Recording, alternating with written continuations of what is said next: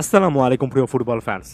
যখনই Emi Martinez এই টাইপের পারফরমেন্স দেন তখন আমার বিশেষণের ঘাটতি পড়ে। নতুন নতুন বিশেষণ, নতুন নতুন অ্যাডজেক্টিভ শিখে আসতে হয়, কারণ এটাকে কিভাবে ব্যাখ্যা করতে হয়, কিভাবে এটার প্রশংসা করতে হয় সত্যিকার অর্থে আমার জানা নেই।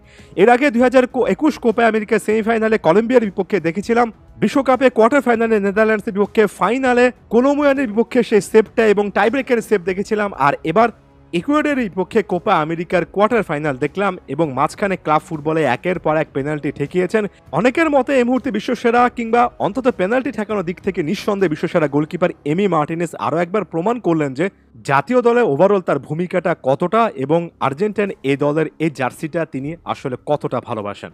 লিওনেল স্কালোনি আসলে কি বলেছেন ম্যাচ পরবর্তী প্রেস কনফারেন্সে, সেটা নিয়ে বেশ কয়েকটা কথাবার্তা অনেকে জিজ্ঞেস করছেন। স্কালোনি শুরুতে ব্যাপারগুলো স্বীকার করে নিয়েছেন যে এমি মার্টিনেজ না থাকলে এই ম্যাচটা কোনোভাবে জেতা হতো না, এবং তার কাছে ভাষ্যটা অনেকটা এমন, আমাদের অনেক কিছু আরও একবার রিভিউ করতে হবে, আমার পুরো ম্যাচটা আরও একবার দেখতে হবে, বেশ কয়েকটা জায়গায় অবশ্যই উন্নতি করতে হবে। আজকের খেলাটা আমি একেবারেই উপভোগ করিনি, আমার একেবারেই ভালো লাগেনি।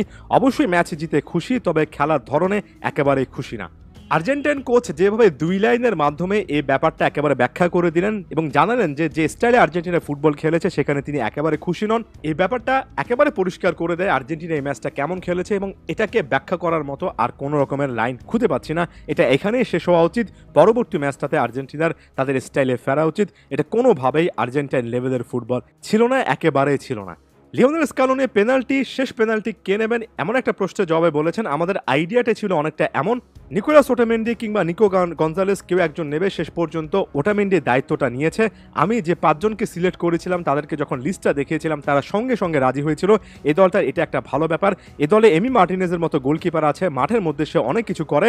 আমাদের ভাগ্য ভালো যে এমি মার্টিনেজ একজন আর্জেন্টাইন। সত্যিকার অর্থে এমিলিয়ানো মার্টিনেজ যে আর্জেন্টিনার ফুটবলে এসেছেন, আর্জেন্টিনার আসলে সৌভাগ্য। এমি মার্টিনেজের ছোঁয়ায় আর্জেন্টাইন ফুটবল অনেকটুকু পরিবর্তিত হয়েছে বিশ্ব ইতিহাসে, বিশেষ করে আর্জেন্টিনার ফুটবল ইতিহাসে এতটা প্রভাব এর আগে কোনো গোলকিপার রাখতে পারেননি। অনেক অনেক লেজেন্ডারি গোলকিপার হয়তো বা এসেছেন, তবে এটা মোটামুটি দাবি নিয়ে বলতে পারে। রদ্রিগো ডি পল এ সম্পর্কে বলেছেন, অর্থাৎ এমি মার্টিনেজের পারফরমেন্সটা এভাবে ব্যাখ্যা করেছেন, দিবু একটা অ্যানিমেলের মতো, মাঠের মধ্যে সে অনেক পাগলাটে ব্যাপার করে, তবে দিন শেষে এটা সে ডিজার্ভ করে। সে জার্সিটা পরতে ভালোবাসে এবং তার এমন পারফরমেন্স দিন শেষে আমাদেরকে নিরাপত্তা দেয়, আমাদের মানসিক শান্তি দেয়। আমরাও তার জন্য এমন কিছু করার চেষ্টা করি, তবে এই টাইপের সিচুয়েশনে সে বারবার আমাদের জন্য থাকে, এদিনও কিন্তু ছিল। রদ্রিগো ডি পল প্লেয়িং স্টাইল সম্পর্কে আলোচনা করতে গিয়ে বললেন, ম্যাচের মধ্যে এমন অনেক কিছু ছিল, পুরো টুর্নামেন্টে এমন অনেক কিছু হচ্ছে যেটা আমাদেরকে আমাদের স্টাইলের ফুটবলটা খেলতে দিচ্ছে না।